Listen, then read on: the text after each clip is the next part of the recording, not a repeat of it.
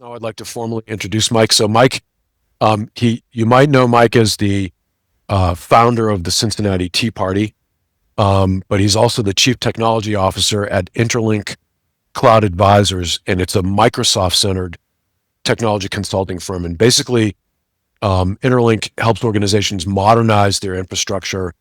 They help companies strengthen cybersecurity and then realize business value from emerging technologies. Mike works with executives and business leaders to translate advances in AI into practical strategies for productivity, innovation, and organizational transformation. So he's a frequent speaker, and he's also regularly quoted in technology and business publications that cover AI, cybersecurity, cloud computing, and digital transformation. So welcome, Mike, and thank you. Thanks very much for joining us. Yeah, no, thank you so much for having me. Always a pleasure to go through and join the good folks at Empower You. So appreciate you having me. Okay, Ready to get rolling? Yeah, Mike's going to give Yep.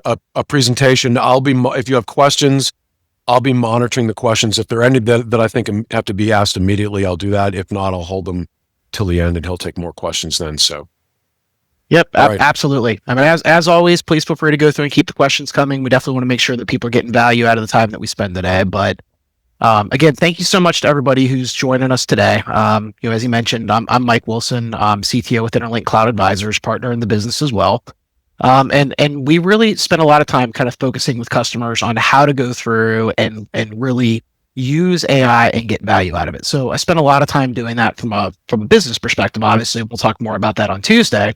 But today we're here to talk about as individuals, as consumers, how do we go through and get value? And so I spent a lot of time, and I was one of the early people going through and using some of the really early versions of ChatGPT and Bing Chat and Copilot back in mid 2022. So got a lot of tips and tricks that we're looking to share here. But again, if you have questions or something isn't clear to you, please feel free to put that in the chat or in the Q&A. We'll make sure that we go through it and get to it as well. So what are we going to talk about today? So I want to do a little bit of level setting around what actually is AI. What do we mean by it? Because I think there's a lot of confusion around what that topic is. I'm going to talk about how you guys can think about how to pick the right AI tools, which is both probably more complicated and less complicated than you think. I'm going to show you some techniques for how to go through and get better results from AI when you go through and use it. I'm going to take you through some very practical use cases, a lot of things that I've done in my personal life that I'm going to go through and share with you today. And then some common mistakes that we want to go through and avoid as well, because there are some pitfalls that can absolutely go through and bite you if we don't know what we're doing in that space. All right, so I want to hit just an example here and talk about technological disruption, right? And all of the things that are on here are examples of technological disruption. So airplanes, founded by the Wright brothers, 1903. Right, in Dayton, Ohio. They tested it in Kitty Hawk, North Carolina. But what was interesting is that 1903 was when the first airplane flew, but we really didn't start to see commercial application or diffusion of airplanes as technology until after World War II. I mean, same thing. Automobiles, right? First one released in 1908, didn't see widespread adoption for 20 to 30 years afterwards. Believe it or not, the first electronic computer was invented in 1939. But again, we really didn't see the advent of consumer technology like the home PC until we saw the IBM PC right around circa 1980.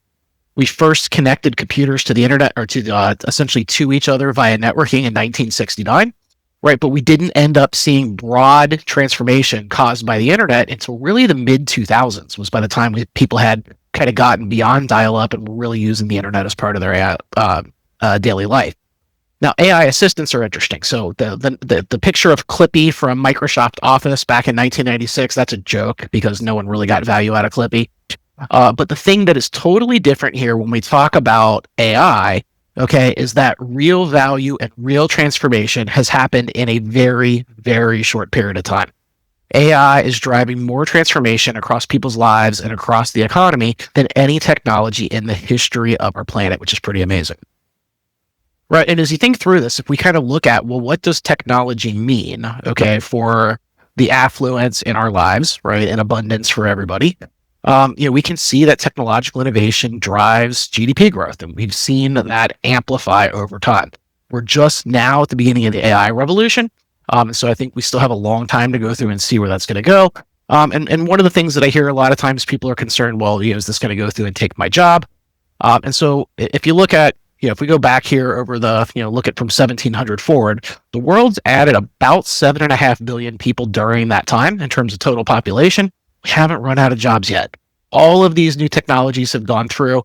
Now, granted, they've created technological disruption. People may have to go through and change jobs in a certain area, but ultimately, we've seen here that jobs aren't going away. In the end, technological revolutions create new opportunities for everybody, which is pretty awesome.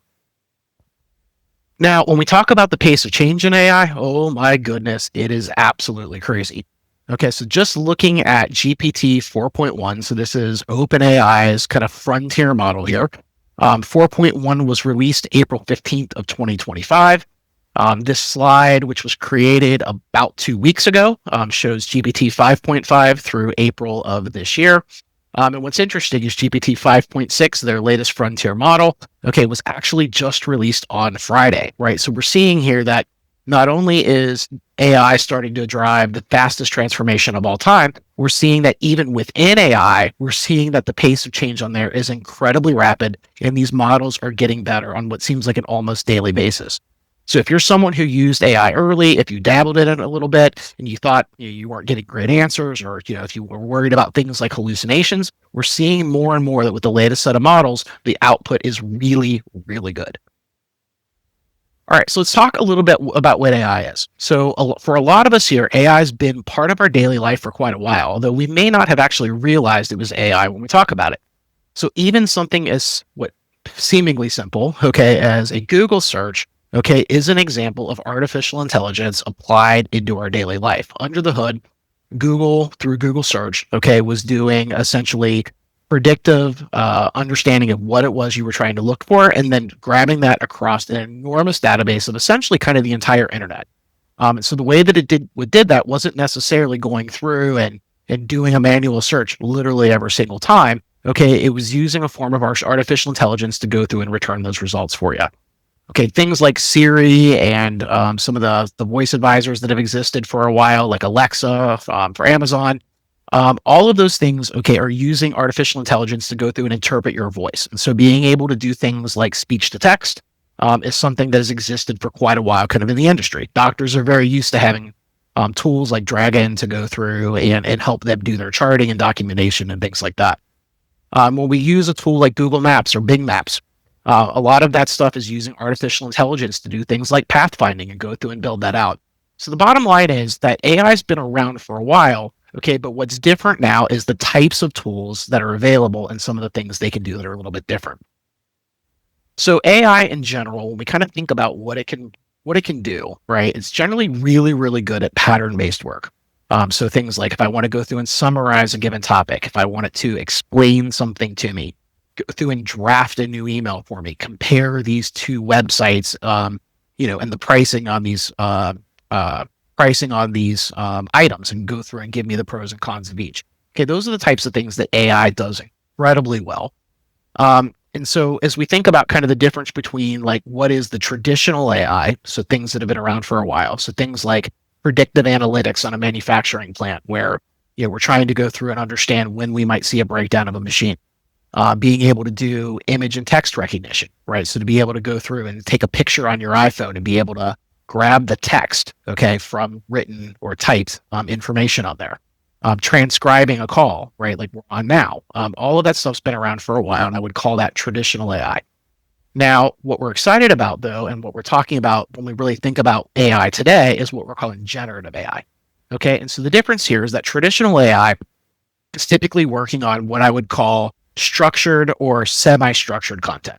And what I mean by that is, think of something that is very repeatable. When I talk about that example of machine learning and predictive analytics on a manufacturing floor, we're seeing data come off the assembly line from those machines. It is very regular and predictable in the format that it comes.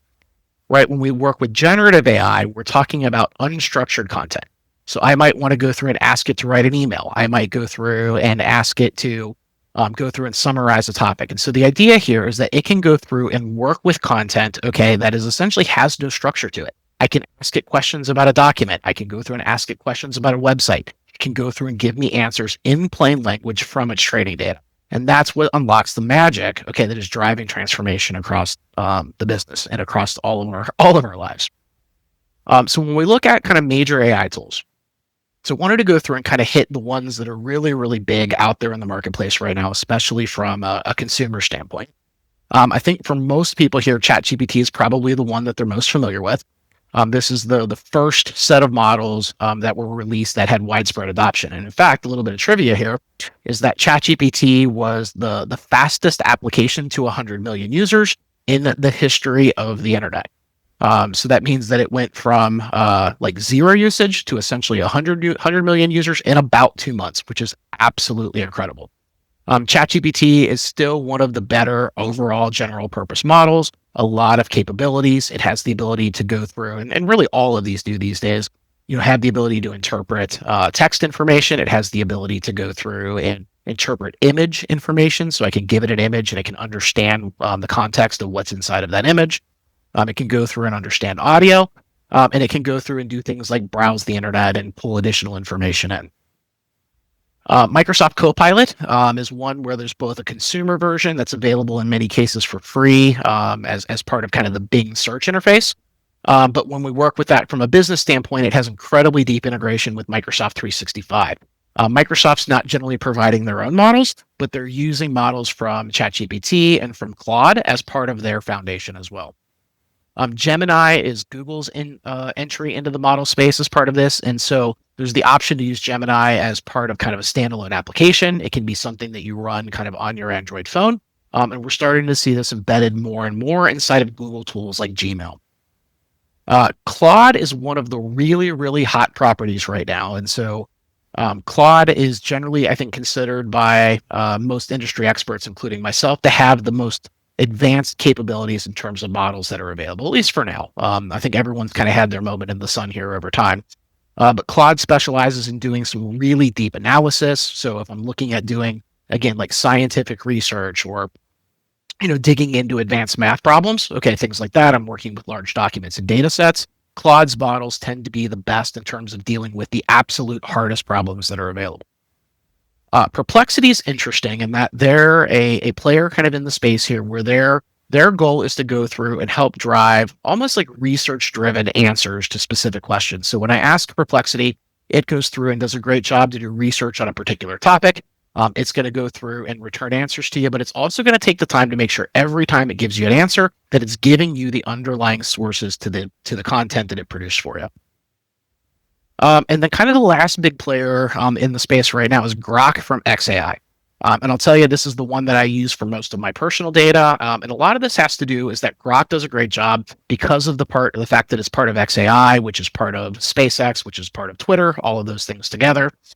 It has access to all of the underlying Twitter information. So if we're wanting to understand like what's going on in real time, if we're wanting to go through and interpret some of the conversations that we see on X, Grok does a great job of being able to go through and really kind of help understand what's going on from a current event standpoint. But the bottom line is that all of them are going to have pros and cons. All of them are going to have, again, changing pros and cons as we go through and advance. And so, in the end, I think a lot of it's going to depend sometimes on a task standpoint, sometimes on, again, just really a matter of personal preference. More on that later. So when we think about getting value out of AI, all right, one of the things that I think is important for us to go through and understand is that we want to draw a differentiation between the model itself, which is the large language model that kind of underlies everything that we do, and the model harness. And so the way I think of this as the model itself is providing the level of intelligence. It's based on essentially the information that I give it is textual or image or whatever. It's drawing on its own training data. And then ultimately I give it a set of data, it gives me an answer, right? And at that point, the model itself doesn't have any memory. It doesn't have any ability to browse the internet. It doesn't have the ability to take any actions. It's literally, I give it text or information, it gives me text or information back, right? So when we think practically around AI usage, most of the time, the model is less important than the model harness, which is how we go through and put it to work. So if I go to ChatGPT's website and I sign up for an account, I'm going to go through and have an interface. So essentially a chat interface that lets me send text, that lets me send images. It hooks it up so that it has the ability to browse the internet and pull in additional information beyond its own training data. It has memory because it's going to go through and see the history of our conversations. It has the ability to read files if I paste them in. Okay, and so a lot of times here, it can even go through and create loops, create plans, and essentially kind of go through and put a wrapper around the model, okay, in a way that makes it valuable to human beings. And so, and again, I don't want to deviate too much. We'll talk a lot more about this on Tuesday around how we go through and turn models into agents that can solve business problems. But fundamentally, a lot of the most valuable AI usage is going to be part what we get from the intelligence of the model and part what the harness that we use to go through and access it is. So an example of just model harnesses here. So ChatGPT, Gemini, and Perplexity have kind of within their own tool sets the ability to go through and do deep research. So what that means is that I can have kind of the regular model. I can ask it a question, I get a result. Okay, when I use their deep research agent, it's going to go through and spend more time. It's going to build a plan for how it wants to go through and conduct the research. It may ask me questions to clarify what it is I'm trying to accomplish, to make sure that it understands what type of output that I want it to go through and generate. And generally, it's going to go through and create what's essentially like a research paper. So think of it as being able to give a college student an assignment. It's going to go out, write a research paper. It's going to come back with citations, right? So it's a great tool there to go through and drive real research on a topic. And if you're in college, I would not recommend that you just take that and submit that as your paper. I would say use that as your research, but still go through and make the content your own.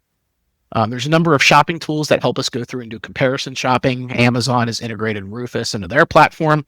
ChatGPT has more of an open platform called Checkout that can go through and search across multiple areas and go through and help you compare, contrast. Travel and booking. So Expedia has an agent called Romy that they use to their site. Booking.com has one, but it does a lot to go through and not just do research on on travel, but actually helps you go through and book them end to end, which is pretty cool. For people that are kind of into programming or building websites, we've got tools for that. Email and calendar, and again, this is in addition to some of the work tools like you would get with Microsoft 365 Copilot. But email and calendar tools more for personal use. Motion, Reclaim, and Superhuman can help you manage your inbox, manage your calendar. But the bottom line is, if you go through and we kind of go back there to that initial set of models that I had here, kind of in this scenario. Think of these as the generalists. They're going to have a lot of capabilities. We can go through, and if I ask them very specific questions, I can get back results that are very specific. But a lot of times, being able to go through and have a specialist harness is something that's going to go through and look at. And I'll give you a good example here. I could go through and I could ask one of the models to build a health plan for me, but Google Health Coach does a good job of not only creating a plan, but then monitoring my progress on things and then adjusting on the fly over time. So again, it's something where I could create some of that myself with a very targeted prompt and having an ongoing conversation, right? But sometimes it just makes sense to go through and pick a tool that's kind of fit for purpose in that scenario. So kind of going back to it, right? So back to that question that I promised before, how do we pick the right tool? And so I'll tell you, I used AI to create this slide. I think it's good. I think there's good information on here, right? But I think fundamentally the answer to all of these questions is pretty much yes at one time or another. So the way that I would go through and frame it up for you here is go through, create an account on each of these, try them out, figure out which one you like, and ultimately go through and kind of standardize and start using a set of tools for a period of time. Once you become familiar with it, you can decide then, hey, it's good enough for what I do. Or maybe you come across a particular use case where it isn't good, and that's where you can think about supplementing it with another scenario on that one. Now, one thing that I do want to call out here when we talk about AI tools here is bias in the AI tools. So bias comes into AI tools in a couple of ways. All right. So the first is, okay, when we think about how they go through and train a model, right? So if you look at ChatGPT and kind of the evolution of these models over time, what we found with ChatGPT is that the amount of training data that we had that we could go through and throw at the model improved the capabilities that came through on the other side. So they talk about these models as having a number of parameters. And so when you went from 10 million to 100 million to a billion to 10 billion, the model capabilities improved, right? So the more data that we fed it, the more that it was able to crunch and ultimately produce output on the other side, the better the capability that we had in that. So one of the ways that you build a level of bias is in the training data that the model consumes. There's actually a very interesting example here. It's probably 2 months ago, where they trained a model exclusively on content written before, I want to say, like 1910. Okay. And so you were giving it a set of data here that, again, didn't know anything about modern technology, didn't know anything about the modern world. Okay. And so, again, it didn't do a great job at like researching a lot of those topics, but it developed some very similar capabilities to what we see in the other large language models, which was really, really interesting. It just tended to speak to you in very stilted versions of English that were a little bit more common at the time. Right. So again, the training data introduces bias into the models. Now, the place where we tend to see more bias, okay, it comes in essentially kind of what they call the reinforcement learning stage. So once I go through and train the model by giving it a whole bunch of data and smashing that together, then we start going through and feeding it questions and getting answers, rating it on its output.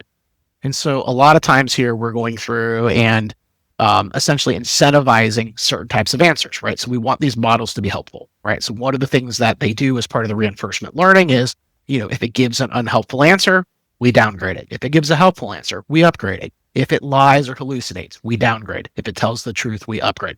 All of that stuff makes sense. Problem is, a lot of the essentially the companies that go through and create this have a point of view, which tends to go through and show up inside of the usage of the tools. So one of the reasons that I use Grok for a lot of my personal usage, again, from a business usage, we're very Microsoft centric, very Copilot centric, and I think Copilot does an incredible job kind of in those scenarios. But I'm not using Copilot to talk to basically do research or to do business work. I'm not looking at politically sensitive or just societally sensitive topics in those scenarios. But in my personal life, sometimes I want to know what's going on in the world and I want to ask questions and I want to make sure I'm not getting a biased answer. And so with Grok, one of the things that Elon Musk has done as part of the development of Grok has been to focus on truthfulness above everything else. And you can see the results here from a Washington Post survey here. But OpenAI does a very poor job of giving both sides. It does the left-leaning argument most of the time. It only barely mentions the right-leaning argument at all. Now, what's interesting is Anthropic with Claude Opus 4.8 tends to give the both sides answer a reasonable amount of the time, but it never gives the right side only, right? Which is pretty amazing. Grok there, you can see goes through and does, kind of a very balanced approach here where it's going to kind of give you a little bit of everything as part of that. So, again, all of these have some level of strengths and weaknesses, but I've found Grok to generally be the best one to go through and use for a lot of my daily personal usage. The other thing that we've got to think about is when to think about free versus paid. And so a lot of times here, especially if I'm just getting started here, okay, I'm just doing some general research, I'm asking some questions, I may want to do a little bit of research or plan a trip or something like that. Free is typically good enough for those use cases.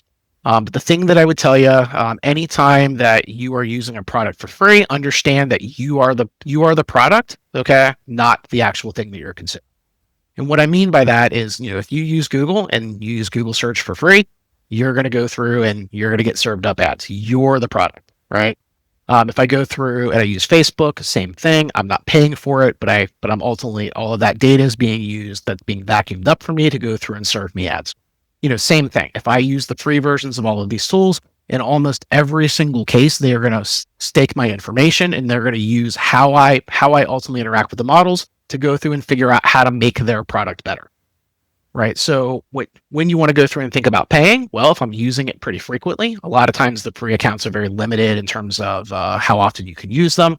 If I'm not getting great answers, because again, a lot of times the free are handicapped, right? They don't go through and give them all of their capabilities. You're not getting access to the latest.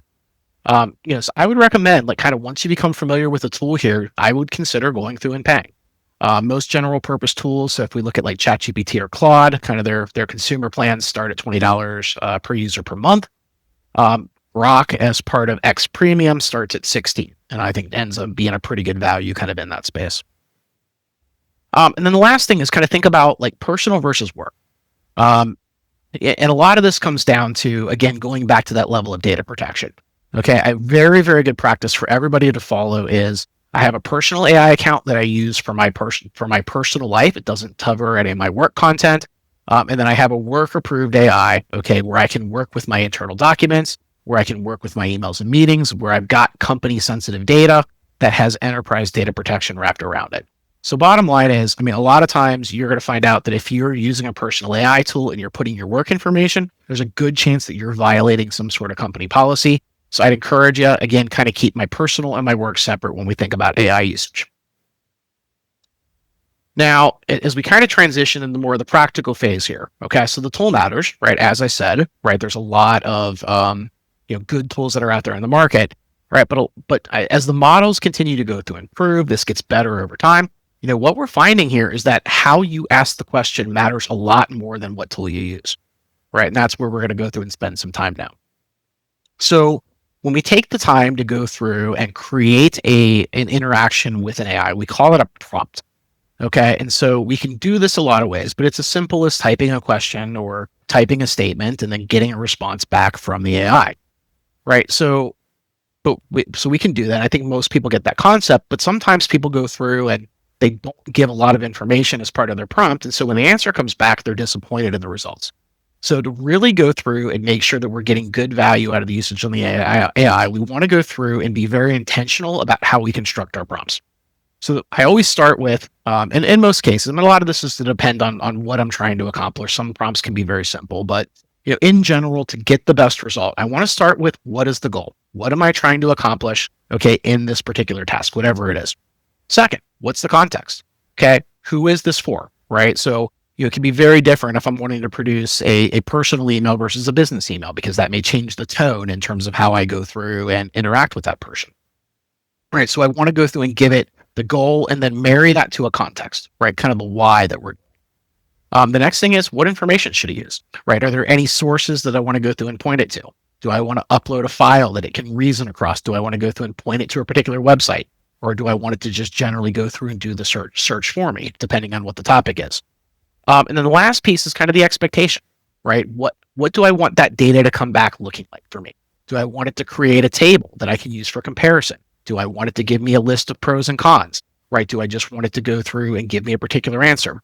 So I want to give it an example, okay, of what I want that content to come back as, kind of in that scenario, right? And so another example that I've kind of seen here, and so this is very similar to the previous one, okay, but it kind of adds a little bit more here that I want to go through and do. So sometimes here when I'm talking about my goal here, okay, it could be to actually tell the AI, give it a role, say act as a travel planner, act as a lawyer, act as an expert doctor. Okay, give it a role to go through and play as part of that. That helps it get the context for what we're trying to do. And again, a lot of times here when we talk about the how do I get that format back, you can actually give it an example. Okay, we don't have to give it the actual data because we're asking it to produce that for me. But if I can go through and kind of copy and paste something in that actually gives it an example of the output format, AI does a great job at following those instructions coming back. Again, I can ask for the format as well. And then, one of the things that people miss a lot of the time here is to use follow-ups. I mean, a lot of times here, I have very long conversations with AI, okay, where I go through and start with a prompt, I get an answer back, and then I start iterating. I ask follow-up questions. I ask for additional detail. I ask it to make a change to an output. And I use that interaction to go through and ultimately produce what becomes a very, very polished output kind of on the other side of it, which is pretty cool in that scenario. All right, so give you an example of what this looks like in practice, okay? So a weak prompt is one of the ones that we have on the left. Tell me about retirement planning. Okay, so if I do that, I'm probably going to get a reasonable answer. Okay, I'm going to get a very high-level summary of what retirement planning looks like. It's going to try to probably go through and guess a little bit about me. If it has any history, it may use that context to go through and make it better. But in the end, I'm going to get something that's pretty generic, right? So the better scenario, okay, would be to go through and say something like, we're going to be very specific. Explain retirement planning to a 62-year-old. I'm not 62, but I'm 50, but just for this example, okay, who plans to retire within 3 years. Give me a checklist of the 5 most important things to review in plain English. I'm going to get a much better, much more relevant, higher quality response out of the prompt on the right than I'm going to go through and get out of the prompt on the left.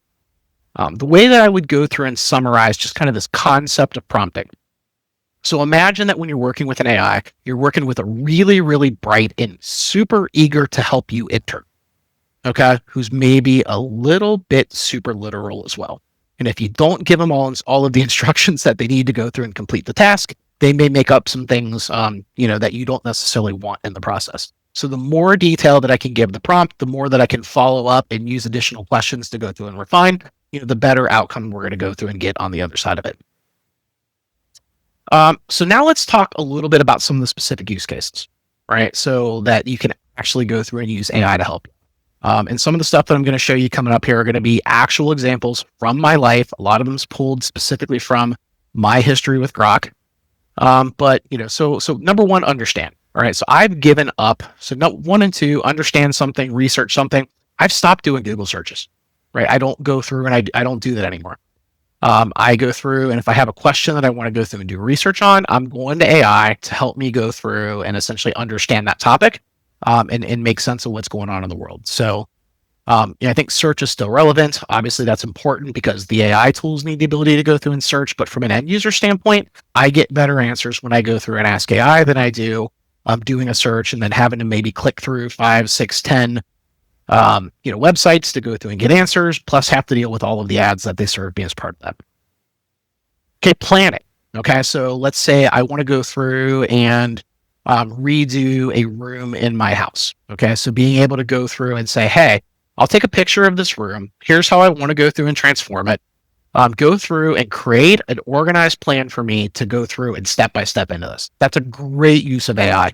Okay, who's going to go through and kind of take this kind of fuzzy goal that I gave it and give me a set of steps that I can then go through and follow. So going back to it, so we're talking about kind of practical use cases here. And so with this one, I'm going to talk a little bit about kind of just interpreting medical info. And so with this, I kind of look at this from a, it's great to go through and help me understand terminology. It's great to help me kind of organize my symptoms. Maybe I use it to go through and interpret test results, or to go through and prep questions for my doctor. But understand that it's not giving you a diagnosis, right? It may go through and give you some candidates for that, but you don't want it to go through and replace your physician. Think of it as a way to go through and prep for your next follow-up appointment as part of that. And the second thing I'd go through and call out with it is, make sure that this is a case here. We don't want to share protected health information, whether it's for ourselves or anybody else. So we go through and interact with the AI kind of in this scenario. We want to make sure that we're removing any identifying information.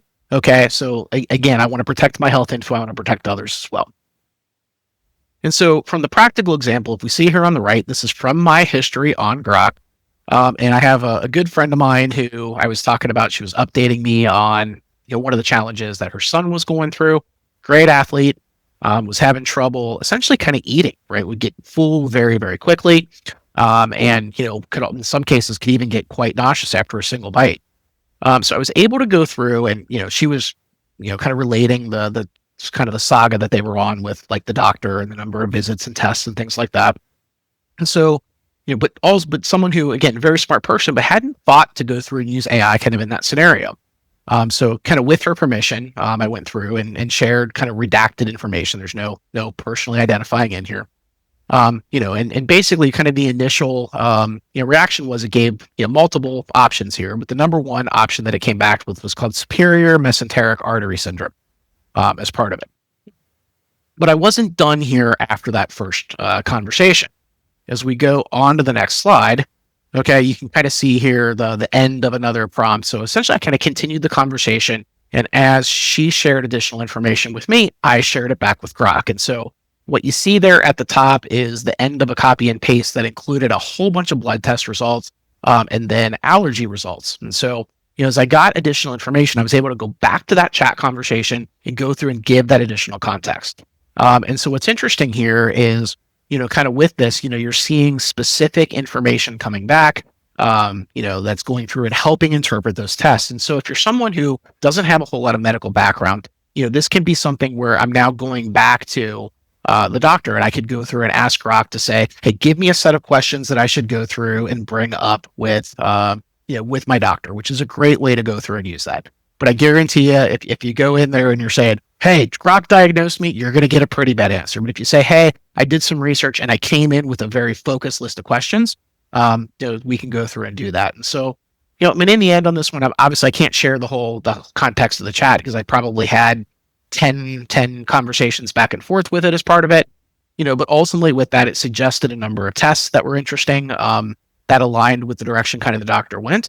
And so, my friend's son is doing a lot better now. And they credit kind of Grok and some of the AI usage with helping kind of essentially accelerate the interactions that they had with his doctor to go through and make things better, which again, pretty amazing. Second example I'm going to use is research and current events. And so, the world is becoming only incredibly more complex. We're seeing lots and lots of contradictory data. It can be really hard to figure out what the heck is going on at any given time. And so this is one in particular where Grok excels because it does a good job of giving both sides as part of that. I will tell you Perplexity is another good one for going to and doing a lot of really good real-time kind of research in that space. But a lot of it still is going to come back to go how you go through and prompt. And so one example that I used here was a couple weeks ago, kind of the Trump's mandatory government disclosure of his financial information, as part of being president, was released, and there was a lot of hubbub in the media, talking about how Trump had made, a couple $1 billion or something like that, from cryptocurrency, right, as part of that. So I had been aware that he founded a cryptocurrency company, didn't have a whole lot of details, and my initial gut reaction was, okay, this is probably the media going through and going overboard like they normally do. And so I started by just asking some basic questions. Hey, what's the company? What does it do? And I proceeded along, again, a pretty long conversation here. I was asking follow-up questions, and I learned that a lot of the money that was made by the Trump family in particular was by selling essentially like token sales and actually equity in that company, some of which was bought by the UAE. So I asked a whole series of questions, kind of back through it, and ultimately that led for me doing a kind of a Facebook blog post, kind of summarizing what was actually true kind of in that space. And again, this is something where a lot of times I could have done the research, I could have looked at news stories, I could have gone and tried to find the filing on the government website. But in the end, I got a lot of information back that I was able to go through and verify. And you can even see kind of in here at the end of kind of the initial thought here where it says, and company statements, you see a kind of a citation link there to wallstreetjournal.com. But again, it's something that probably would have taken me in the past 6 to 8 hours to go through and build. I was able to go through and do a lot of research, become very well versed in the topic, and produce what I thought was a pretty composed blog post in about an hour, which is a huge time savings. And not only that, I think I was probably a lot more accurate in what I wrote as well. Use case number 3, right? And this is, I got to tell you, one of the gee whiz things, okay, that I think people don't always think about when it comes to AI. And so I do a ton of cooking and meal planning. Cooking has turned into a hobby for me. And I was not, my wife did not allow me to actually show you a picture of my pantry. So this is one that I grabbed off the internet. So this is the one example that is a little bit simulated on my side here.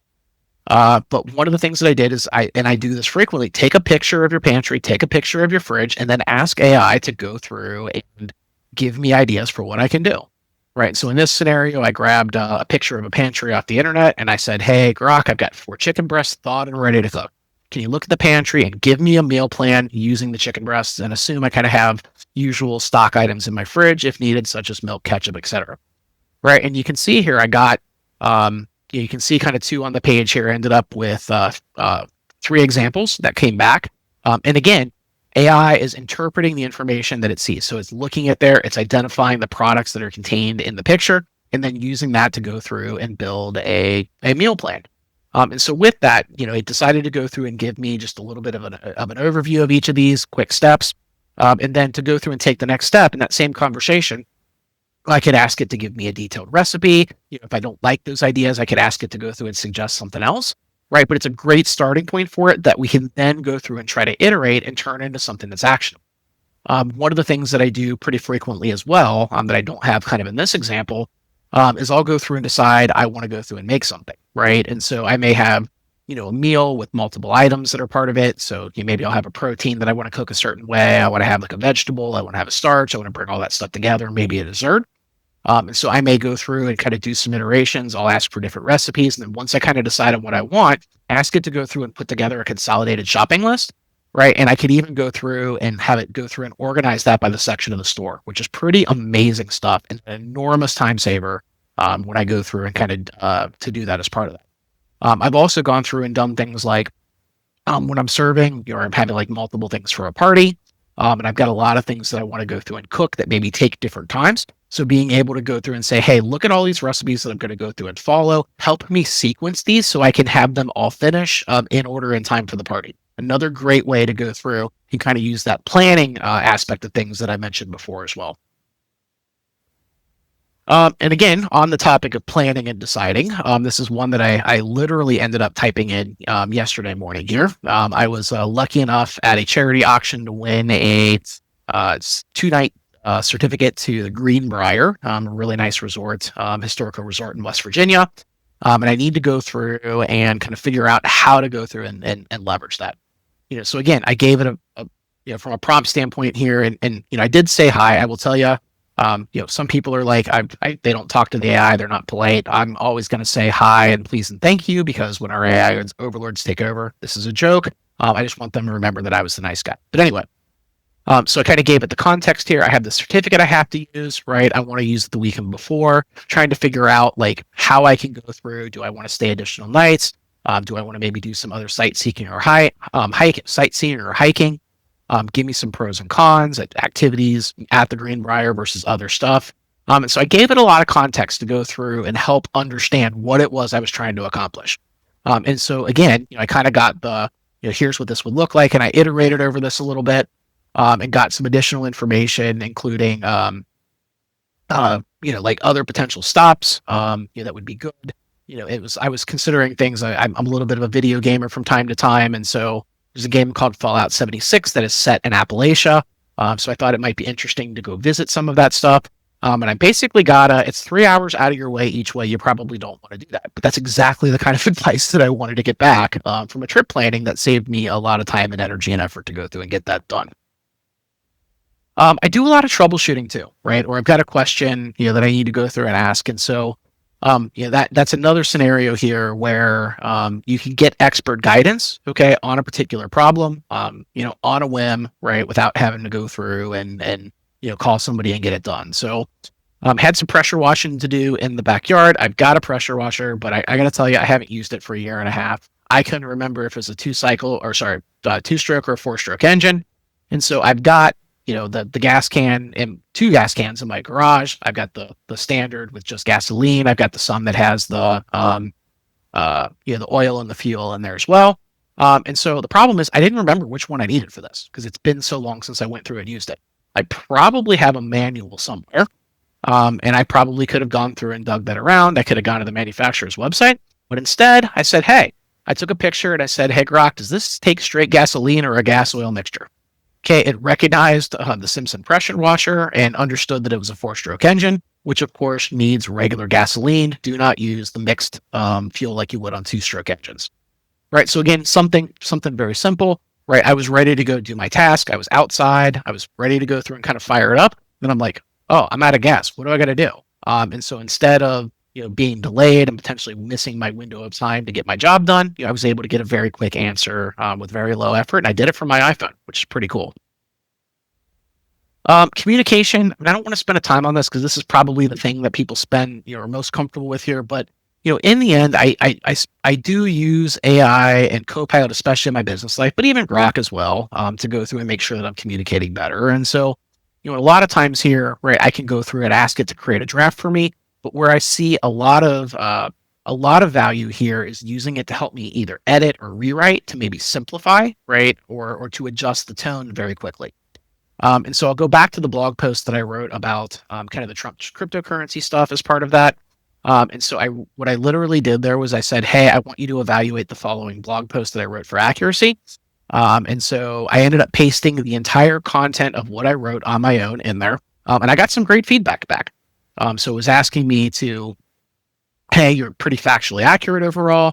There's a few minor clarifications or nuances worth noting. And so it gave me a very specific set of recommendations that allowed me to go through and improve what I ultimately ended up posting. And so, in the end here, so draft is great. Okay. And if I don't know where to go through and start, that's obviously a great tool to go through and use that. The place where I see the most value is really helping refine what I've already produced and make it go through and ultimately, turn into a very polished product. And with a lot of the tools that are out there today, a lot of times they're going to go through and kind of learn from you. They're going to learn more of your tone and your voice so that they do a better job of not just going through and making those recommendations, but also helping it sound like you on the other side. And then, I love this here, right? We can also use AI to have fun, right? I mean, these are still tools. And so this is one that I actually did inside a Copilot. So this is part of my professional life here. And so in this one, I asked it to go through. Looks like I probably should have updated the notes there on the left side. But anyway, on the right, you can see I asked it to go through and summarize my last 2 weeks in the style of a comedy roast, right? And so if you look at my calendar, I probably can't use the correct term, but let's just say it's a little bit of a cluster.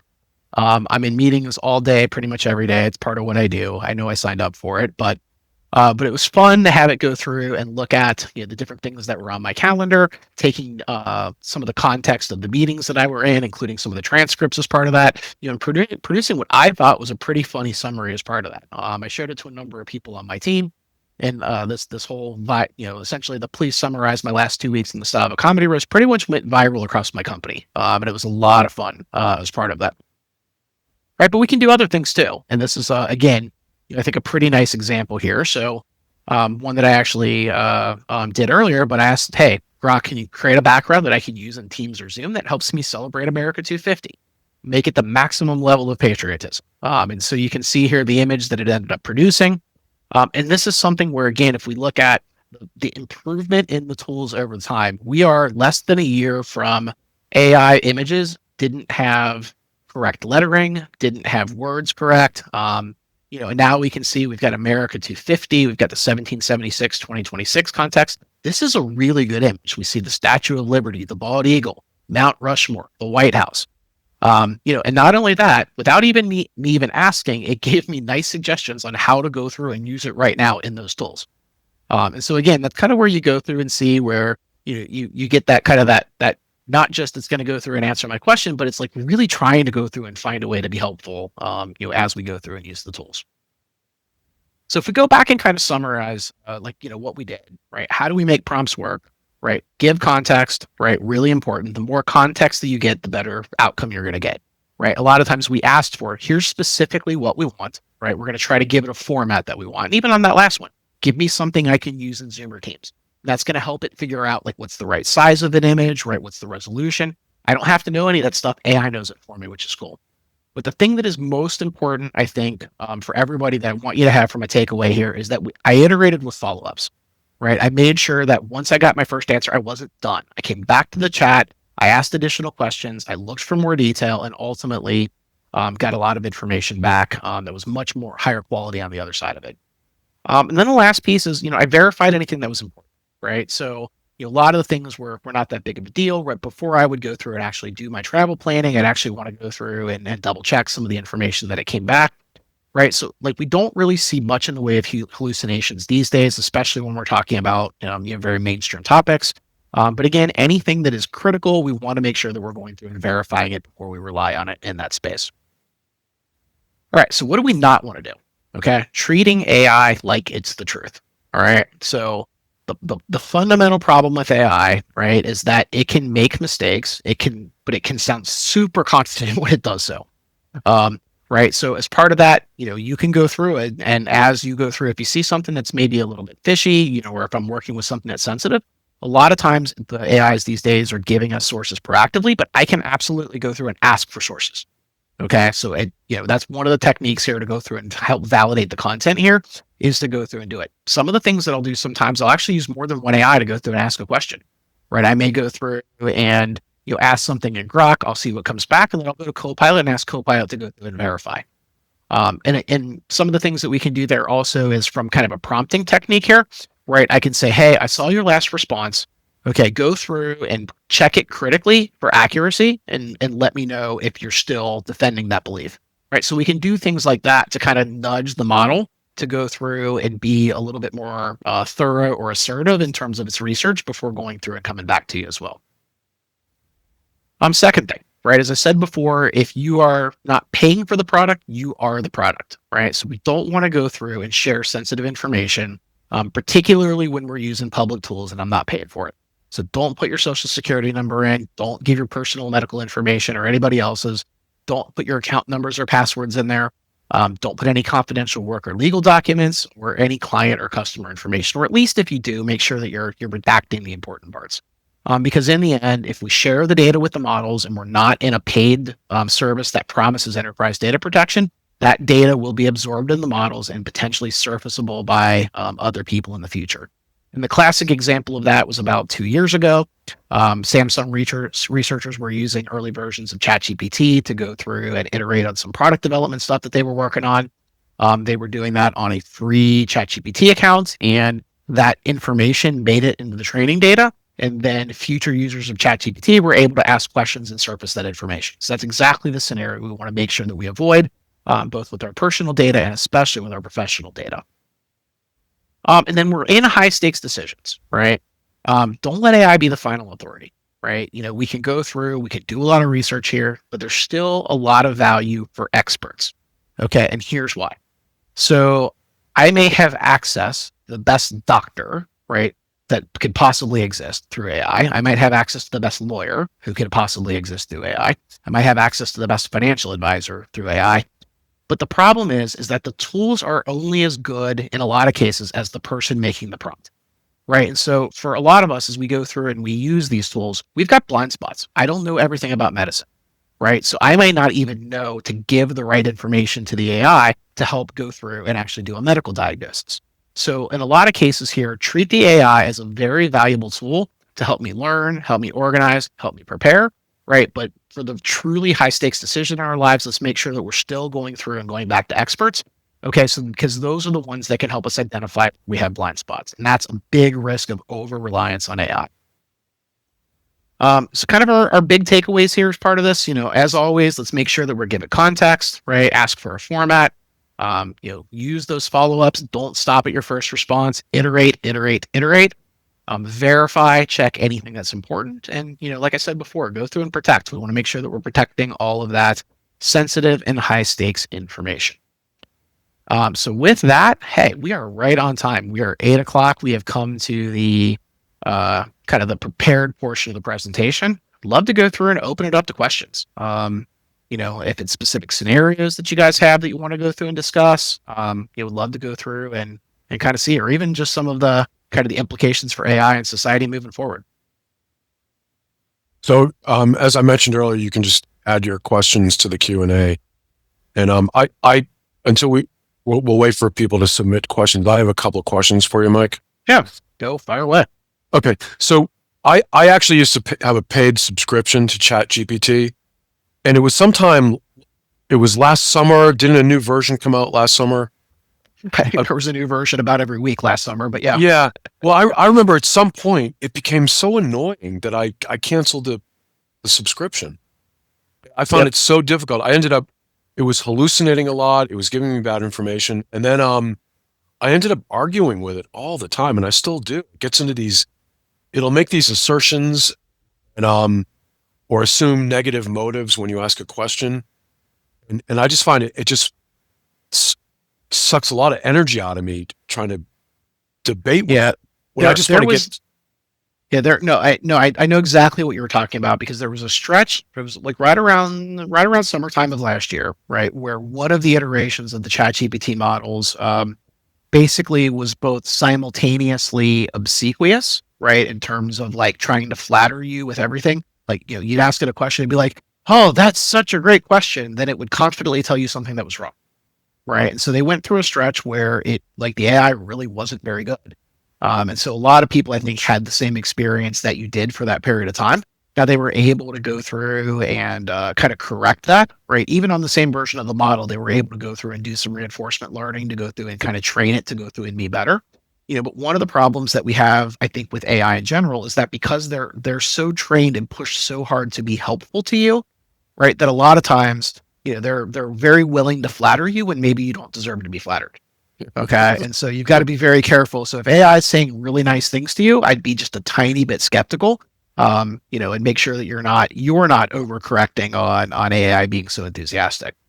Now, the other thing that was kind of interesting was, we've seen scenarios where the AIs have gotten lazy for the time. Right now, I haven't seen much of this probably in calendar 2026. This is, again, something that we saw like in 2025. But there was a stretch of time where ChatGPT got lazy, right? So instead of giving you the answer, it would give you part of the answer and say, yeah, you can go finish the rest on your own.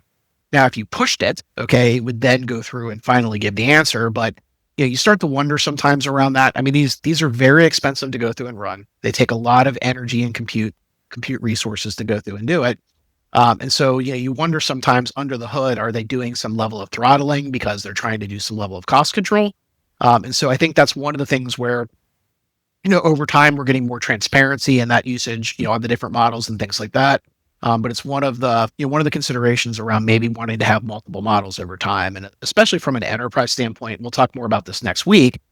Is that I think being dependent on a single model as my only option is a very bad strategy. We want to be in a scenario where we can go through and build harnesses that let us accomplish things, but then be able to plug in whatever model happens to be the right answer or the most cost effective at any moment in time. Oh, and we have a question here. Does Yep. does AI ever admit it does not? So great question. All right. So the answer is, if I went back a year ago, the answer is almost never. Okay. So, I mean, you would go through and ask a question and it would find a way to try to give you an answer. No, now maybe in a roundabout way, it would say that, it wouldn't say I can't give you an answer or I don't. You would get that. You might get some, but a roundabout way of kind of saying, I really don't have a good answer for you kind of on that one. But more and more, the most recent versions of the models are actually doing a really good job of that. If they don't have an answer, they're doing a lot of like internal kind of looping, right? Or what they'll call like a model council, right? So one of the techniques that Grok was one of the first to go through and implement here was when I would ask a question, it would go through and have three different versions of the AI give an answer and debate before ultimately returning it to the end user. And so in that case, you had one that would have kind of the personality to be critical, right? It was looking for mistakes. It was looking for it. It was really pushing the other agents to go through and say, hey, here's why I'm right before ultimately deciding to go through and give it back. So you can see that a lot of times the model providers have basically found ways to go through and make sure that the responses are hallucinating a lot less, which is why, yeah, I would tell you that the first 6 months of this year, the models are really, really good. And it almost doesn't matter who you're working with. Um, Again, I want to invite people, if anyone else has any questions, submit them through the Q&A. I want to ask, you had mentioned how AI is good at giving you instructions, like was it the power washer example? Yep. I just want to mention this and get your reaction to it. I found that they're phenomenal for getting instructions on using software applications, online applications. I don't think I've ever not been able to solve the problem I was trying to solve or figure out how to do what I needed to do without that always get me through and solve the problem. So I just wonder if you had a reaction. Yeah, no, I that's been my experience as well. And so if you're kind of in that industry, it's really interesting in terms of, um, there's an enormous knowledge base of troubleshooting that's been out there. So one of the really interesting scenarios here. So in the industry, if you've ever done any kind of development or complex like IT networking and things like that, you're familiar with a site called Stack Overflow, right? Stack Overflow was a place where you could go through and ask a question. And so, people on there would go through and essentially kind of debate, okay, your question and give you answers. So you'd get a lot of suggestions for, how to approach this problem with code or how to go through and fix this particular problem. And so, like prior to AI existing, that was probably one of the best ways to go through and get an answer to a problem, right? So, a lot of times you would go out, you'd have a problem, you'd search for something, it would bring you to a Stack Overflow thread, which would ultimately kind of give you the answer. That was kind of the traditional pattern before. So, the AI tools are essentially trained on the entire modern internet. So, all of that stuff, okay, has basically been incorporated into the models and they have access to it. And so what's interesting then is now AI does a fantastic job of troubleshooting on today's modern problems. What I don't know, okay, is how it's going to go through and work on problems that are created a year from now because nobody's going to Stack Exchange and creating new content for that. So my sense here is that the models are smart enough at this point that that's less of an issue. But the bottom line is the models are incredible at troubleshooting, right? If you're having a problem in an application, take a screenshot of an error and paste it into the chat. Okay. Right. Take a picture of the screen that you're looking at and ask a question about how you're supposed to proceed. Okay. And, 99.9% of the time, you're going to get a phenomenal answer. Oh, okay. We have a couple more questions here. How secure are the chat conversations with paid subscriptions? This is one where you really need to go through and kind of read some of the details on this one. And actually, it's a great conversation to go through and actually ask your AI tools about that because you'll get good information back on it. But most of the, like essentially the free accounts are going to go through and vacuum up all your information. Even a lot of kind of the first tier paid accounts are still going to be ones that are going to go through and kind of take your information and use it to go through and train the models. A lot of times it's not before you get into the business usage before you're going to go through and start to see things around, hey, we're not going to use our data to train the models. We're not going to retain your data or that information. So the bottom line is, I mean, again, there are more expensive consumer accounts that give that level of protection, but most of the time you're going to have to transition into the business accounts to get that level of data protection. Okay, we have another question here. It's a little bit long, but I'll read it to you. Yep. I'm interested in naturopathic medicine. AI keeps giving me the big pharma line and just reads me marketing stuff. When you say to downgrade its responses, are you mean a thumbs up slash down somewhere that I don't know about, or do you think I should just tell it? I suspect that Mira, for example, is not as great as it is marketed as. I need side effects, complaints, anecdotal info, or lawsuits in for Mira, and challenge it to find what I'm looking for. Eventually, I found what I needed in even many studies, but I'm frustrated I had to find it myself. Just wondering what I could do better here. Yeah. So first thing, I'm going to go through, just switch over to Show Grok, and you'll see the kind of the prompt here that I went through and used to create the picture that I had in the example from before as part of that. And so I think what our user here is asking about here is kind of the usage of the like, not like, okay, within this. And so this isn't actually giving any direct feedback to the model.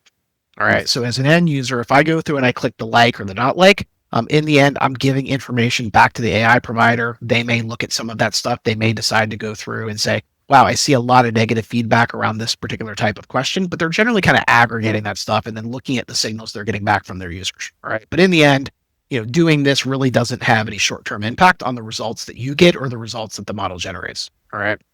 So when we think about something like, this case, you're saying that you think model results are biased towards big pharma. Okay, and I would tell you they absolutely are, because again, if we think about the broader internet and the training data, like I talked about, you've got two things going on. One, most of the content that's out there is going to be written from a very pro big pharma perspective.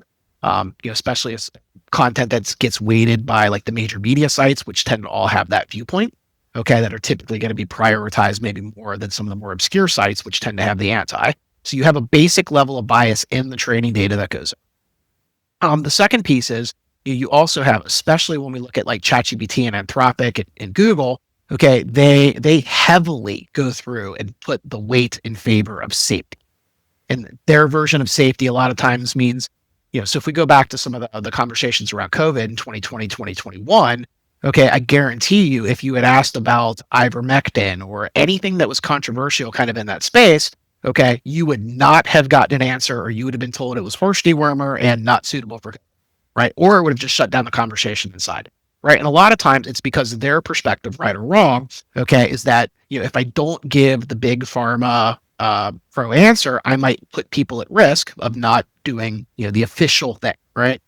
So what you can do kind of in that scenario is be very prescriptive in terms of your prompts. So first, you're probably going to get a much better answer with Grok, which is balanced, versus using ChatGPT or Claude.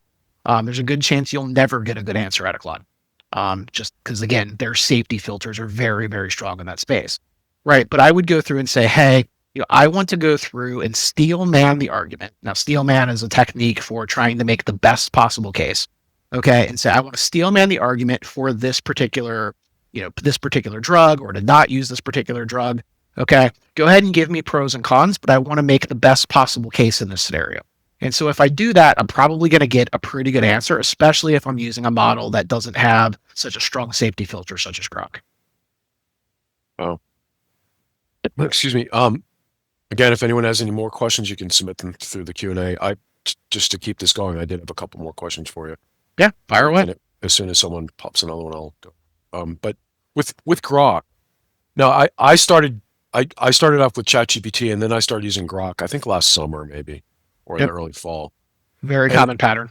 and I thought it seemed more thorough in its responses, more technical and more precise. I really did feel like I was getting all sides, and it seemed like it was more intelligent, put it that way. Right?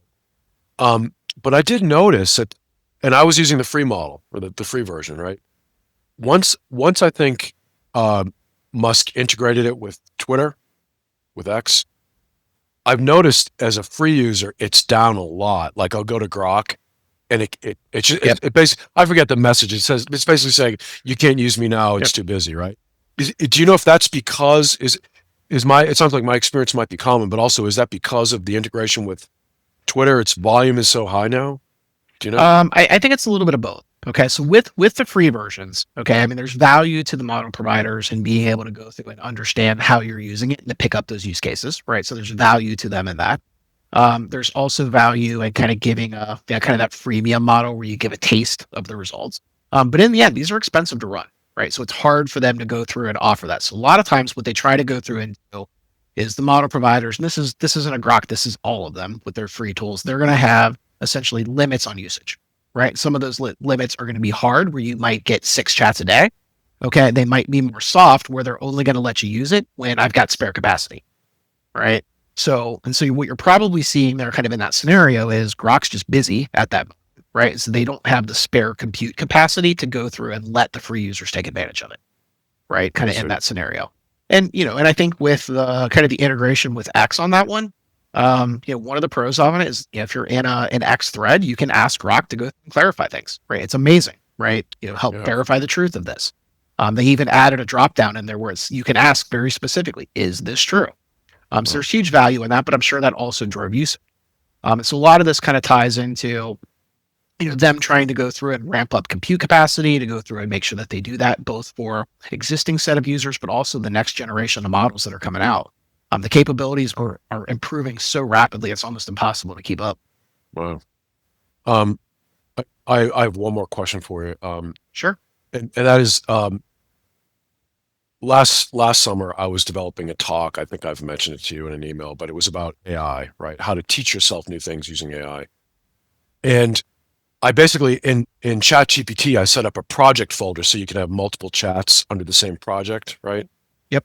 And it was, and I basically told it, look, I need you to help me develop the presentation, but I didn't want it to create slides, or I was using it as a sort of an iterative dialogue to learn about large language models. And I'm guessing I spent 20 to 25 hours asking questions about LLMs, right?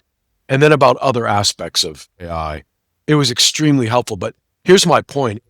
Because it was such an involved dialogue, I mean, to the extreme, it got to the point where it basically was anticipating. You say we got through a long discussion about a question I had asked. It was anticipating how I was going to use the information, and it would ask me things, proactively ask, like, do you want me to take what we've just discussed and format it into 3 slides that you can insert into your presentation? So I was just wondering if you could comment on that. I mean, that's amazing to become so proactive and to anticipate your needs, right? Yeah, and that's one of the things that we see with some of the newer generations of the models, right? So, they've gotten better at going through and producing a response, but they're also, one of the things that they've gotten better is some of the underlying reasoning. Okay, so one of the ways that they've made the models better isn't by just adding more intelligence capability. They've added harnesses to it that allow it to do what's called chain of reasoning, right? So chain of reasoning says, before I go through, and I give it a prompt, right? So before going through and answering your prompt directly, okay, it runs it through chain of reasoning. Okay, interpret what this user's trying to do or what they might be trying to do. Okay, but it'll go through and essentially do a level of internal thinking. And a lot of the new models, you can actually expose kind of what it's thinking under the hood. Okay, as part of that, but it's going to go through and try to reason around what you're trying to accomplish, right? Where it may have doubts, where it may have questions, where it may need to clarify, but it does that reasoning before producing a response. And so that's where it probably picked up very quickly that what you were working on. Okay. And then from there, one of the things that it tries to do is it does try to, go through and kind of guess your needs. And a good example of that, I'll go back to kind of that last prompt that I had here, right? The only thing that I asked here was give me a background, right? That was what I asked. Okay. It gave me a background. That's fantastic. Okay. But it added this. Wow. right? How do I use it right now? Okay, that's cool, right? It anticipated, well, if I asked about Zoom and Teams, I probably want to know how to actually add it in Zoom and Teams, right? So that's Right. useful. And then again, you have here, again, potential next steps that you might want to go through and do as well. Right. Wow. So that's where, again, that chain of reasoning is producing a certain type of output, okay, that we see kind of more and more that, again, It's is amazing. frankly more useful to us as users. It is, and I actually began to think of it like it's like it was performing like a colleague, like a Yeah. work colleague, you know. So we Yeah. we want Sometimes to, very, very literal colleague, but yeah, I mean, yeah. it's trying to go through and anticipate and find ways to be helpful to you, which is cool. So someone asks, I use company approved Claude when I set up a project. What tips can you give me on how to use chats within that project? I.e., when I search in a project, it sometimes has a difficult time finding our past conversation for context. So this is interesting. We'll spend some time on this on Tuesday. And I'll actually go in a little bit more detail, actually quite a bit more detail on this, because this is one of the kind of the key ways to get value out of this from a business standpoint. But this is also something that people can do in their personal life as well. When I use a lot of the paid tools, so in Claude, okay, I have in Claude and ChatGPT, I have this concept of projects. In Copilot, I have this concept of notebooks. Right. So what I'm doing when I create that is I'm essentially creating kind of a custom instance that I'm working with. Right. And so I can give a set of instructions, okay, that, basically kind of gives a base layer of understanding of what I'm trying to accomplish. Right. So those instructions might be, okay, well, here's the goal of this particular project. Here's how I want you to go through and answer in these scenarios. Right. I can go through and point it at a set of data. So maybe I upload 5 or 10 documents that I'm working on as part of that. And then I have the ability to go through and create chat conversations where I can ask questions about the content.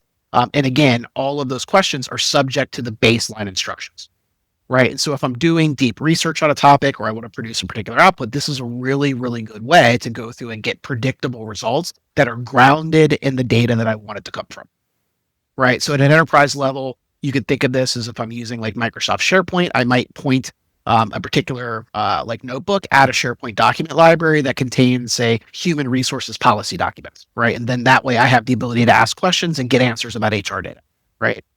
So a lot of that I think comes back to making sure that we're setting the right set of instructions on what we're trying to accomplish that gives kind of the model its baseline understanding.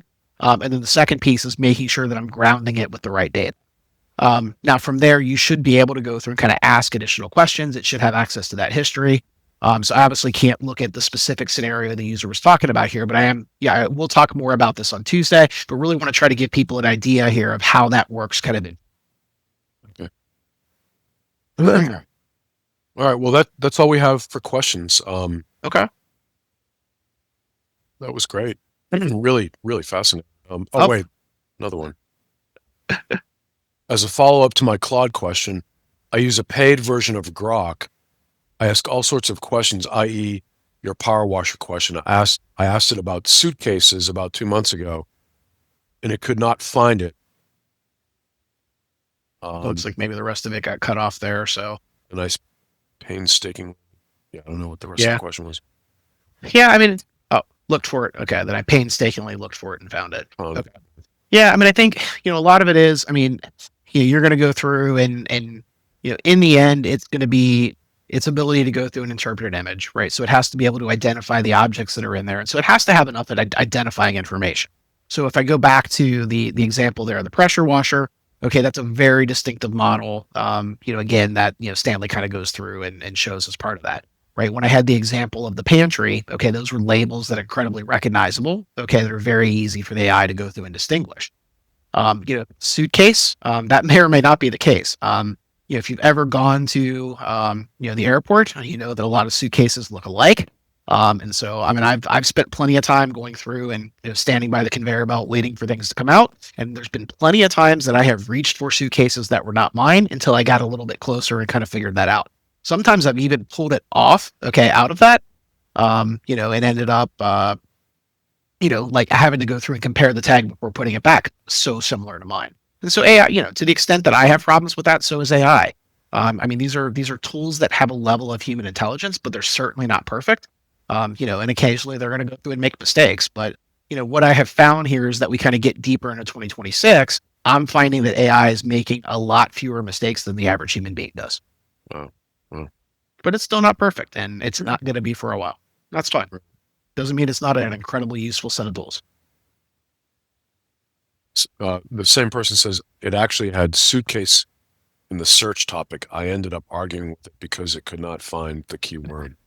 Yeah, I don't know if that's a one-off scenario or what that is, but I like I said, I mean, I don't know if it was confused about that particular scenario about what it was, but sounds like that was a bit of an unusual situation. But these days, like I said, I'm not seeing much of that behavior these days overall. So let me ask you one last question that's kind of related to this, and that is, often I get frustrated with some of my chats because it might not the models will tell. I'll have a dialogue going and I'll say, it looks like you're not referencing this chat we had 2 weeks ago, this separate chat, right? For context. And I really don't want to have to explain all that again, right? But it'll say like, no, I don't have access to that chat. But then sometimes it seems like it does. It's going to vary based on the tool that you're working. Okay, so with me, and apologize, I got something in my eye here. It's bothering me, but so apologize for doing that. But so with Copilot that I use kind of in my business life, Copilot has access to all of my history and the context of my interactions. So all of the chats that I've had with it over time, it has access to, which is great. Wow. With Grok, one of the things that I don't actually about it is that with Grok, every conversation is essentially started from scratch, kind of in that scenario. It does not have access to its history of my interactions with it. Now, if I want it to go through and have some of that context, I can always go back to an old chat and continue the conversation. I can go through and copy and paste in pieces of a previous conversation as part of that. So a lot of it's going to be very dependent on the tool that you're using and what those capabilities are as part. A lot of times that kind of memory concept is something that you're getting as part of the higher tier paid plans and not something that you're going to get as part of the less expensive plans on that. But one of the things that I wanted to go through and do as part of this was I wanted to go back and look at how many times have I used Grok, this year. The answer is 466 through the end of June. But I literally had to go count those manually because it couldn't access its own history, which was incredibly frustrating. Wow. So interesting. But that'll give you an idea how often. I mean, we're half of the year in at this point, 180 days. So I'm using Grok on average about 3 times a day. Wow, that's great. Wow. All right. Well, looks like that's it for questions, and time's just about up anyhow. We're 3 minutes from the end. So, fantastic. Yeah. So you'll be joining us again next Tuesday night, the 21st, at the same time at 7:00. We'll be sending 2 or 3 more emails out about it. People can register through the email. Just click the register link, and or you can just go to our website and register through the website. So, sounds good. I look forward to seeing everybody on Tuesday, and I'm sure whatever's in my eye will be out of it by then, so we'll be good. So, all right. Well, thanks so much, Mike. This was great. We really appreciate it. Yeah, absolutely. Have a great night, everyone. Thank you so much for attending.